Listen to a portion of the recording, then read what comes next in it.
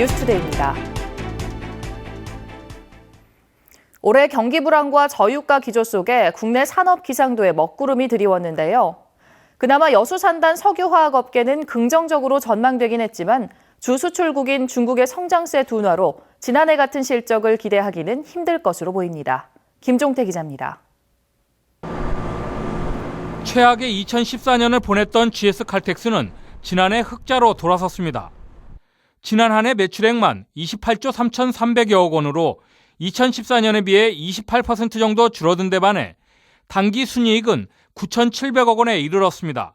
유가 하락에 따라 재고 손실이 불가피했지만 정유 제품에 대한 수요 증가로 정제 마진이 확대됐기 때문입니다.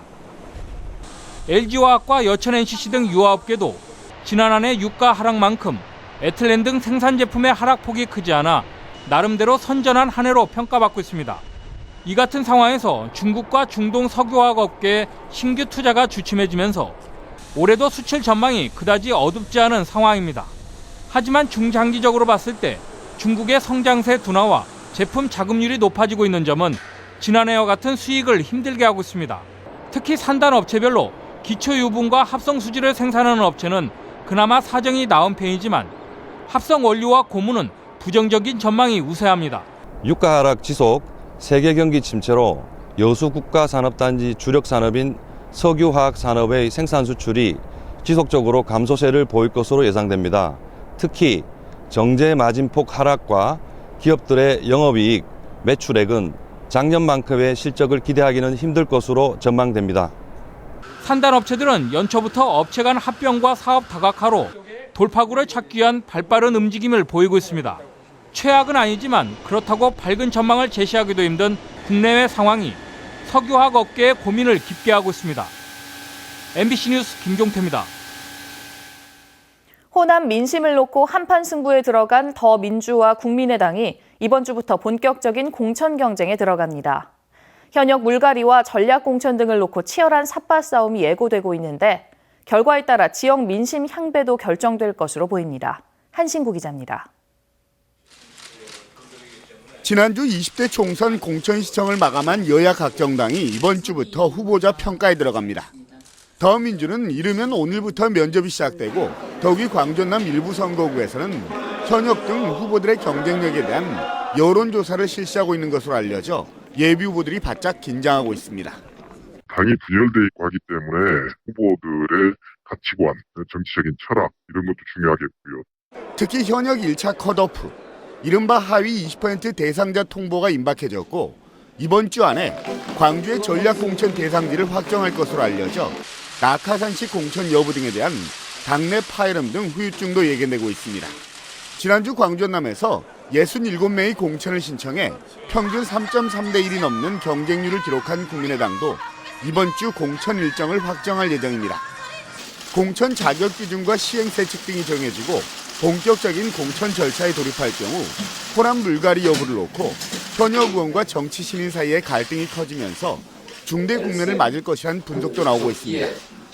더욱이 여론조사와 당원 경선, 수기 선거인단이나 배심원단 등 여러 경선 방식 가운데 광주에 어떤 룰이 적용될지도 관심입니다. 조직이 많은 사람들이 선정된 사람을 파악하고 바로 대응하는 이런 일이 있을 수 있어서 곧바로 투표할 수 있는 그런 방식을 찾아내는 게 야권 텃밭을 놓고 치열한 경쟁을 하는 더민주와 국민의당이 이번 주 현역 물갈이와 전략 공천 여부 등 공천 국면에 접어들면서 중대 기로를 막고 있고 그 결과에 따라 민심 향배도 크게 요동칠 것으로 전망됩니다. MBC 뉴스 한신구입니다.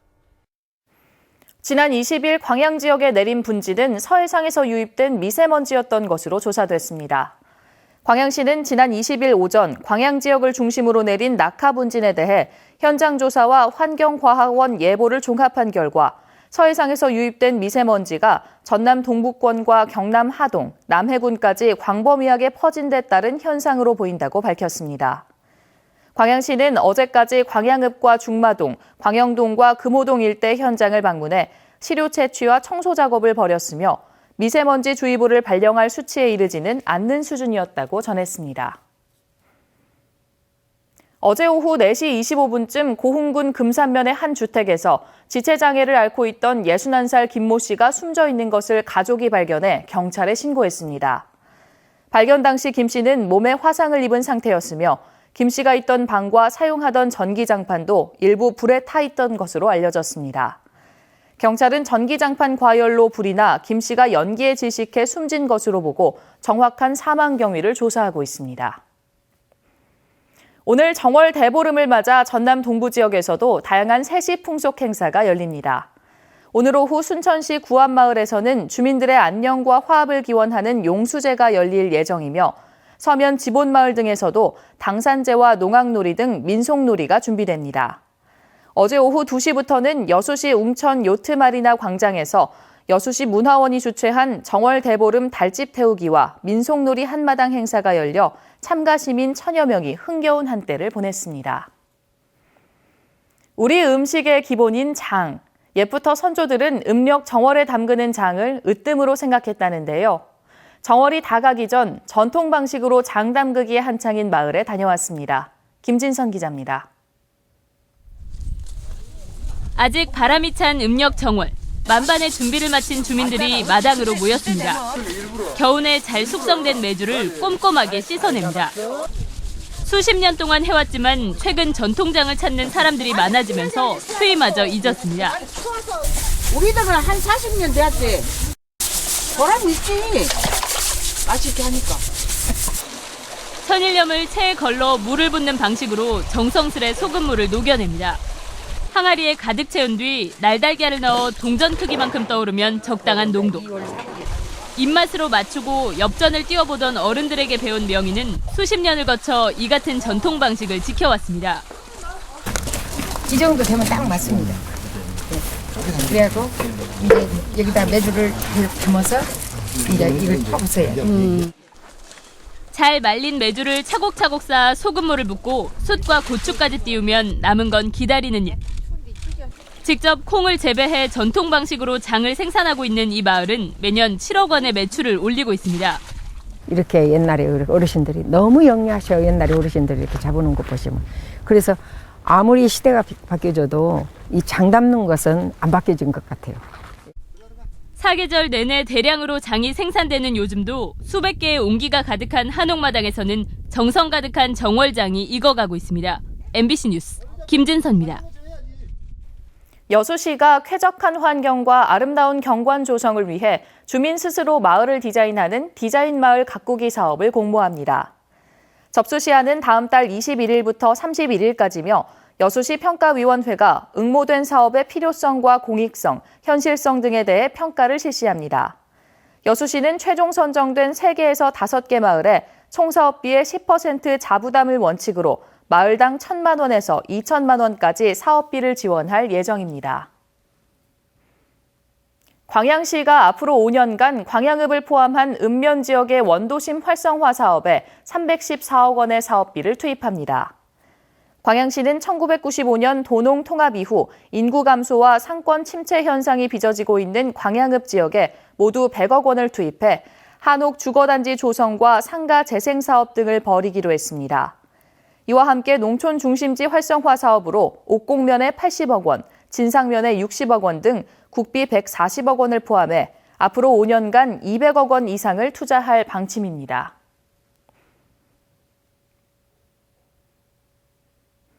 순천시가 시민들의 책 구입비 부담을 낮추고 독서 활동을 증진시키기 위해 도서 30% 할인권을 배부합니다.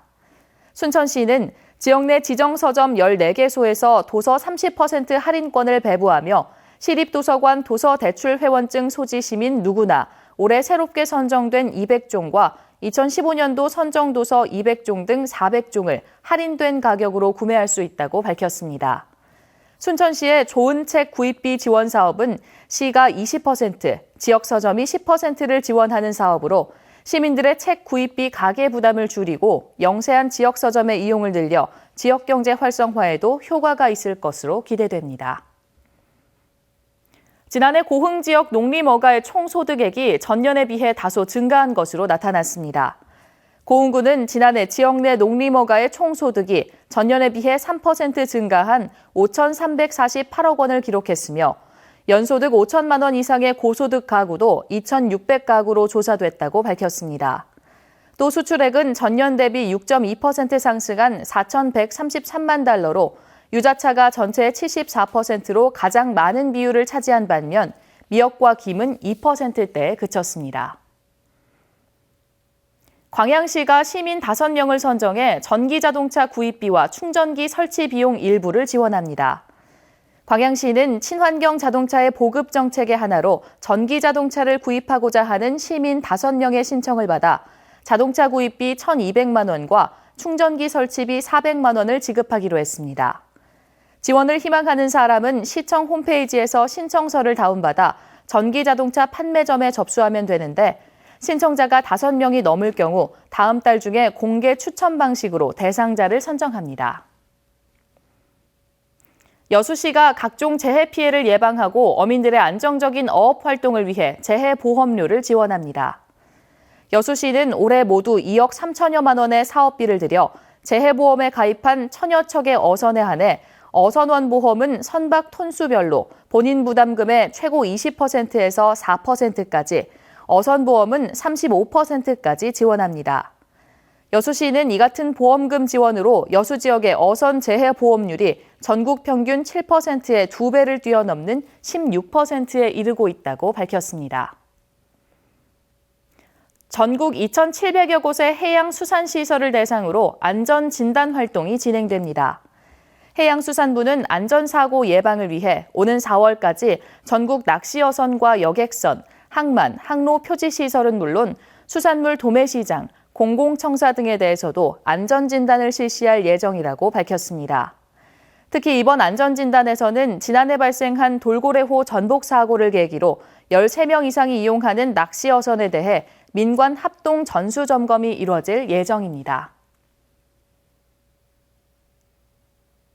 여수시 웅천지구의 교통량 분산을 위해 1단계와 2단계 택지지구를 연결하는 교량이 새롭게 들어섭니다.